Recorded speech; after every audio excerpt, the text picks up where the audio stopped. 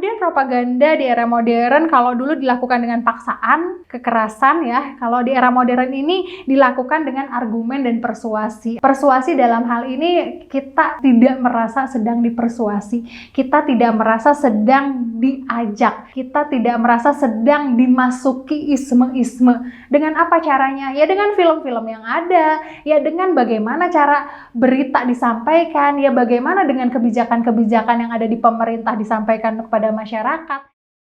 Halo teman-teman, balik lagi sama saya Rati Effendi, dosen Ilmu Komunikasi Universitas Pasundan Bandung. Selamat datang kembali di channel saya di mana teman-teman akan lebih tahu, lebih ngerti, dan lebih paham tentang segala sesuatu yang berkaitan dengan ilmu komunikasi. Tentu saja dengan cara yang menyenangkan dan pastinya akan bikin teman-teman semua auto ngerti.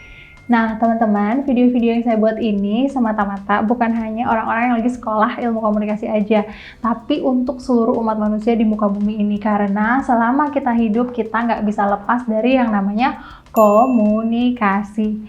Strategi komunikasi politik yang selanjutnya adalah public relation. Kita pernah bahas kan PR di video selanjutnya, tapi dalam hal ini PR dalam komunikasi politik. Dalam hal ini PR memanage komunikasi antar lembaga dengan publiknya. Lembaga dalam hal ini adalah partai politik dengan publik yang mereka tuju, kayak misalnya partai politik A, partai politik B, mereka memiliki visi dan misi tertentu, mereka memiliki tujuan atau novelty atau kebaruan-kebaruan yang ingin mereka sampaikan.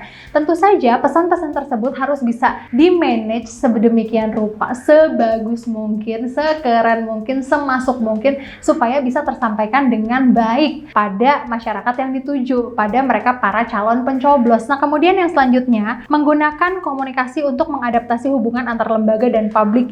Dalam hal ini tentu saja adaptasi harus dilakukan lagi dan lagi supaya komunikasi yang dijalankan itu bisa berjalan sebagaimana mestinya.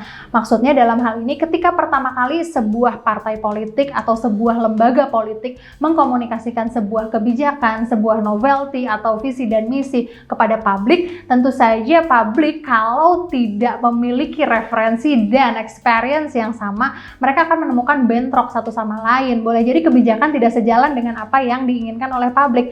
Makanya harus adaptasi, slow but sure, tapi segala sesuatu yang ingin disampaikan oleh partai politik atau pemerintah atau lembaga apapun itu kepada publiknya bisa berjalan dengan sebagaimana mestinya.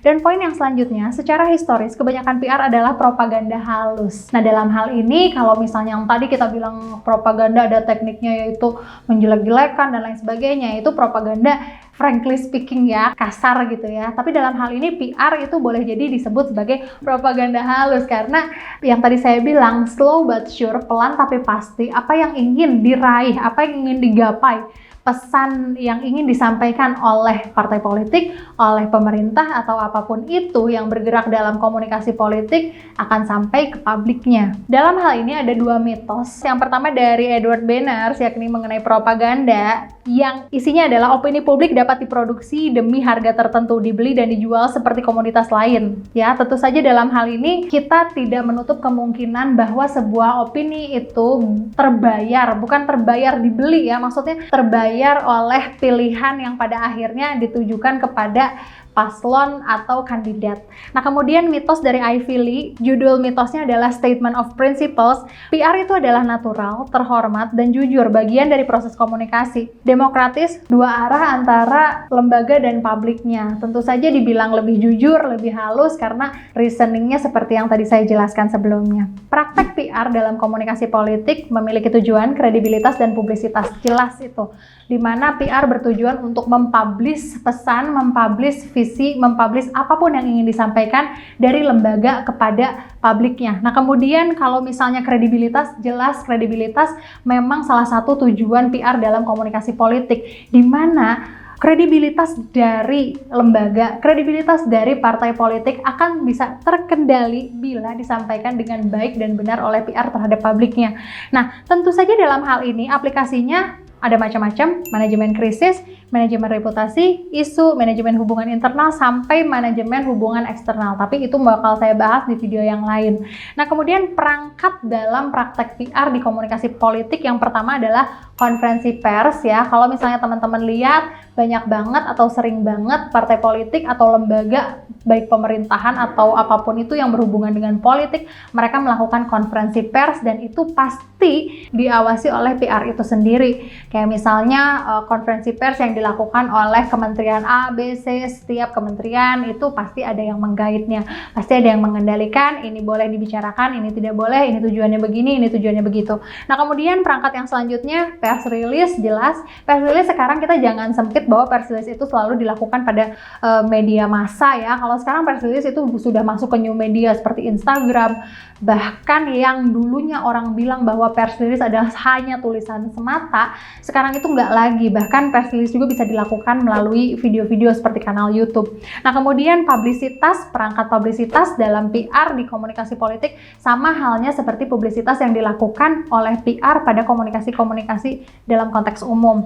Selanjutnya sponsorship, bila publisitas sudah tersampaikan, sudah ada pada level yang mereka harapkan, tentu saja sponsorship atau dukungan boleh jadi atau pasti akan teraih. Ini saya bakal ngebahas salah satu yang boleh jadi teman-teman nggak sangka bahwa kata-kata ini ada dalam komunikasi politik, yakni marketing politik. Nah loh, kita kan selalu berpikir bahwa marketing itu ya jualan, tapi jangan salah, bahkan di dunia politik juga yang namanya marketing politik, it's indeed ada gitu di sana. Fenomena ini didukung oleh perubahan sosial yang sekarang terjadi pada masyarakat kita. Keadaan sosialnya sudah tidak seperti dulu lagi, dimana kalau sekarang itu orang-orang mungkin boleh jadi harus lebih cerdas dalam menerima informasi. Kalau dulu ya, informasi itu kita hanya dapat satu, yakni dari produk komunikasi massa, yakni TV, radio, dan surat kabar. Nah, bahkan TV saja, kalau jam 7 malam, itu langsung ada berita serentak jam 7 malam. Berita yang harus ditayangkan oleh TV, semua TV kalau nggak salah waktu itu, yakni dunia dalam berita. Jadi zaman dulu itu aku lagi nonton MacGyver gitu ya, terus gitu, oh bentar lagi jam 9, berarti semua siaran berita dari TVRI. Dan itu tuh kita sudah terkontrol, informasinya harus begitu, informasinya adalah itu. Jadi informasi yang didapatkan dari rumah satu ke rumah yang lain, dari keluarga satu ke keluarga yang lain, individu satu dan individu yang lain boleh jadi seragam, karena informasinya kita nggak bisa milih.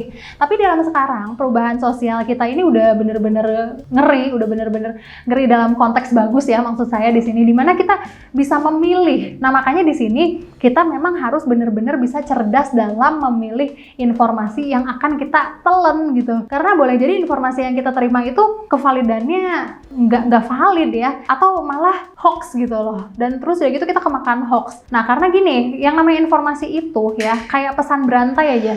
Teman-teman pernah nggak sih dulu waktu kecil main pesan berantai bisikan dari guru nih, misalnya guru yang ngomong, kalau dulu saya pakai bahasa Inggris gini, there's a chuck who would chuck wood. Nah itu jadi artinya ada burung yang pelatuk lagi matuk-matukin gitu. Nah itu kan pronunciation-nya kalau salah artinya salah, dan sampai saya dibisikin terus saya nyampein ke teman saya nyampein ke teman saya, sampai nyampe ke teman saya yang ke-6 itu bunyinya berbeda. Sama halnya dengan informasi yang kita dengar. Kalau informasi kita udah dari tangan ketiga, keempat, kelima, ya kita mesti cross check lagi itu informasi bener atau enggak. Nah kemudian fenomena sekarang itu adalah perubahan elektoral yang luar biasa. Sekarang itu kita sudah tidak zamannya lagi golongan A harus memilih partai A, golongan B harus memilih partai B. Itu mungkin terjadi pada zaman Orde Baru, walaupun zaman Orde Baru itu saya belum pernah yang namanya melakukan pemilu. Iyalah umurnya belum nyampe, kalau sekarang sih udah ya, udah dewasa, udah senior malah ya.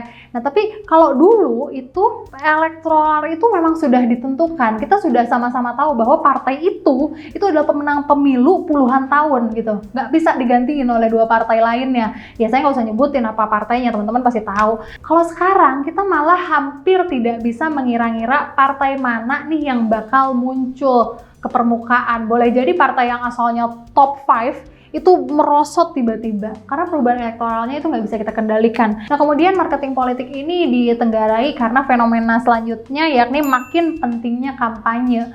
Kalau misalnya teman-teman bilang, Ini partai kan udah terkenal, ini partai kan udah senior, nggak perlu kampanye dong, udah ada di masyarakat. Nah sekarang gini, jangan partai deh, Susu Denko aja lah teman-teman. Susu Denko tuh udah dari saya kecil sampai saya punya anak, sampai mungkin nanti saya punya cucu itu udah ada. Tapi kok iklannya masih ada, men? Karena apa? Yang namanya kampanye itu tidak hanya satu tujuannya untuk meraih suara, tapi untuk menghadirkan partai tersebut di hati masyarakat gitu loh. Sama hal yang tadi saya bilang, Susu Denko, ngapain dia pakai iklan? Kan dia udah terkenal, dia udah laku, ngapain kok dia masih iklan? Ya gitu, kurang lebih. Partai politik juga kayak gitu. Partai politik yang senior, justru semakin senior mereka, semakin harus mereka melakukan kampanye. Nah kemudian fenomena yang selanjutnya adalah profesionalisasi kampanye. Kalau dulu mungkin boleh jadi kampanye bisa dilakukan secara sukarela. Maksudnya begini, ada beberapa lembaga atau ada beberapa pengusaha yang boleh jadi mendukung dan menyumbangkan. Tapi kalau sekarang itu udah sangat-sangat profesional, segala sesuatunya itu lebih terinci, lebih terencana, lebih rapih, yang pada akhirnya membuat marketing politik ini perlu dilakukan. Oke, gimana teman-teman? Udah pada ngerti kan? Saya harap teman-teman masih penasaran, masih pengen ngobrol, masih pengen nanya-nanya nih tentang komunikasi politik ke saya. Silahkan isi kolom komentar di bawah ini. Jangan pernah lupa like, share, dan subscribe video-video dari saya. Mari kita sebarkan virus kebaikan ke seluruh dunia supaya kita semua auto ngerti. See you!